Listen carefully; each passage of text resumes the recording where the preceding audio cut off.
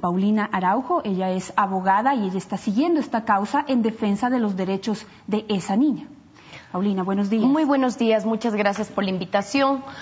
Pues sí, este es un proceso que ha tenido altos y bajos, bastante doloroso para la defensa de la menor, porque se contaba ya con una sentencia condenatoria en contra de Villalta. Ya estaba cumpliendo su pena, y no solo por lo que dice el Tribunal Penal, el cuarto de Pichincha, que lo condenó a 16 años de prisión porque él es mayor de 65 años, sino que la Corte Suprema de Justicia de ese entonces, la tercera sala penal, ya lo había confirmado. Estábamos hablando de una sentencia en firme. De última instancia, estaba cumpliendo su pena.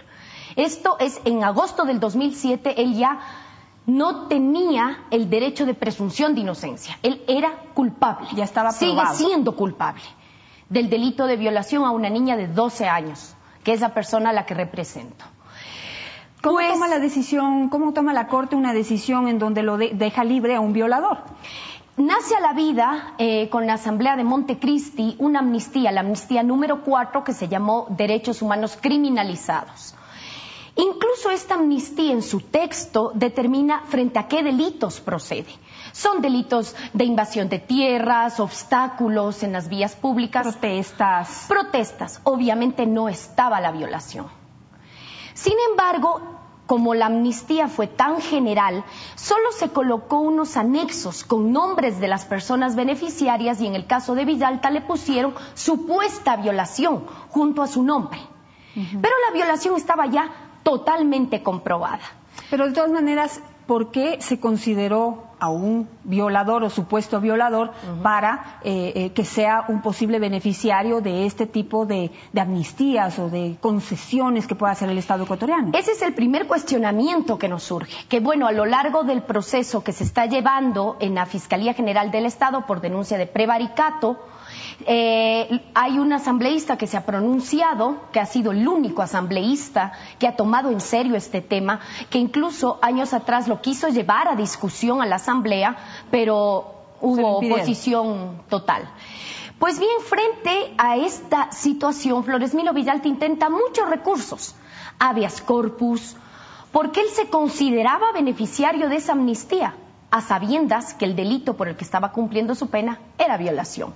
Todos los recursos le son negados. El habeas corpus, en última instancia, por el ex tribunal constitucional.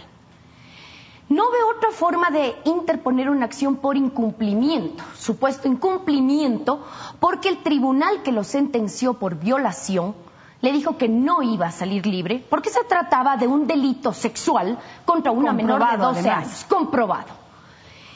Propone esta acción de incumplimiento y, curiosamente, contra toda lógica, la Corte Constitucional la acepta. ¿En base a qué? ¿Argumentando qué? Argumentando que se había dado sin orden de juez, sin que ninguna autoridad lo haya pedido, lo cual incluso consta en el texto de la sentencia de la Corte Constitucional, que la niña había dado una entrevista en Radio La Luna. Fue entrevistada por Francisco Velasco. Coincidencialmente. Por el Paco Velasco. Consta en la sentencia, en la tercera hoja de la sentencia que está hasta publicada en el registro oficial, que la entrevista la hace Francisco Velasco. A ver, ¿y en esta entrevista qué dice la niña? La niña le hacen todas las preguntas en negativo, violando todos sus derechos sin que ningún psicólogo esté presente. A ver, pero espérese, la entrevista le hacen a la niña de 12 años para preguntarle si Flores Milo Villalba le violó o no le violó. Exactamente.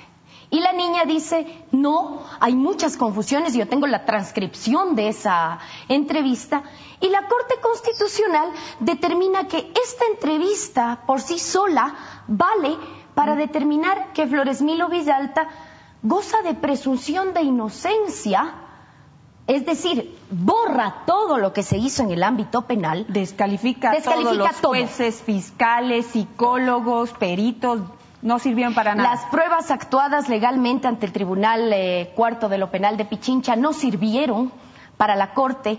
Toma una entrevista que incluso la Corte en su mismo texto dice, no fue pedida por nadie. ¿No se supone que en nuestro país una grabación radial o de video no sirve como prueba para condenar? ni para dejar libre a nadie. No sirve. Y además, el único órgano de investigación en el ámbito penal es la Fiscalía, no la Corte Constitucional. Ahora, hay otra cosa. Esa entrevista que se le hace a una niña es además violando absolutamente todos sus derechos. Todos. Porque no se le puede entrevistar a una menor de edad en un medio de comunicación, mucho menos para que acepte que fue violada, es decir, para que se revictimice, para que se ponga en evidencia públicamente. Eso viola absolutamente todos los derechos de los niños, niñas y adolescentes establecidos en las leyes ecuatorianas. Y la entrevista fue inducida, es decir, que se le presionó y se le indujo a que diga que no le violaron. Exactamente, esta entrevista fue pactada por miembros de Asociación de Ecuador Libre, Acción Ecológica. Ya pactada la hora, el día, incluso el tío de la menor, que es la persona que comparece denunciando a la Fiscalía, rindió su versión y dijo: le trajeron varias personas presionada a mi sobrina ofreciéndole dinero, y debía indicar en esa entrevista que Flores Milo Villalta no la violó. Esa es la prueba trascendental de la Corte Constitucional. Lo cual es un absurdo total. Es un absurdo. Es algo totalmente fatuo lo que pretenden hacer, y dentro del proceso, esta indagación previa que se está llevando a cabo en la Fiscalía General del Estado, no han comparecido, sino solo cuando el fiscal general ha ordenado que lo hagan bajo prevenciones de ley, a la cuarta llamada. Ahora, ¿cuál es la relación que tiene Patricio Pazmiño, presidente de la Corte Constitucional, quien llevó adelante todo este proceso a favor de Flores Milo Villalba? ¿Cuál es la relación que él tiene con Acción Ecológica, que es la organización que defiende a este señor? Se esperó que él logre decir esa situación dentro de la investigación preprocesal penal. Evadió la pregunta.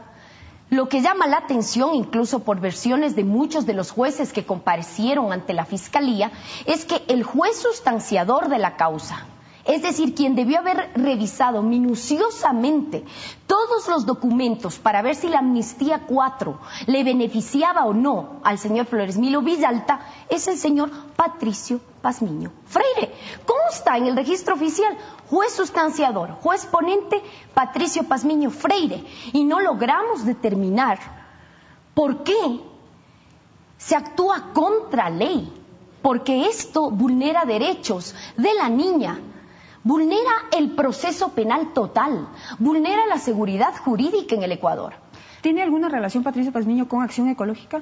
¿Algún tipo de relación, amistad, colaboración familiar? Se le interrogó.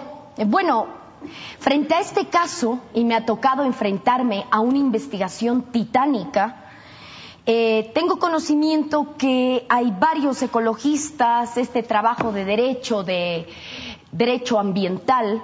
Me parece que la esposa del doctor Patricio Pazmiño tiene mucha conexión con ámbitos de protección al medio ambiente.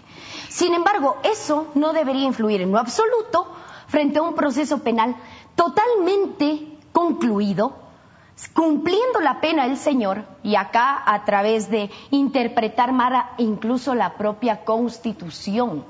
La acción que propuso Flores Milo Villalta debía ser analizada por la Corte si es que la obligación era clara y exigible. Ese era el estudio que debía hacer la Corte Constitucional. ¿Qué es lo que hace la Corte? No se ve si la obligación es exigible o no, sino que toma en cuenta una entrevista que vulnera todo derecho fundamental de una niña que fue violada. Flores Milo Villalta, él llevó a la niña, o se aprovechó de la inocencia de una niña de escasos recursos económicos de nuestro país y de su familia, y le ofreció a su familia traerle a Quito para ayudarle a sacar la cédula de identidad. Al traerla acá, la llevó a un hotel y ahí abusó de ella durante 5 días. Después la llevó nuevamente a su localidad, a su lugar de origen, y allí volvió a abusar de ella en varias ocasiones. Todo esto fue comprobado y Flores Milo Villalta fue condenado a 16 años de prisión. Sin embargo, por una acción que no entendemos y totalmente inconstitucional, Patricio Pazmiño lo dejó en libertad. Hoy está caminando libre por las calles del Ecuador. Un violador. No hay que ser jurista y no hay que ser un genio para saber que aquí algo huele mal. Muchísimas gracias, Paulina, por estar esta mañana contándonos estas cosas absurdas que suceden en nuestro país.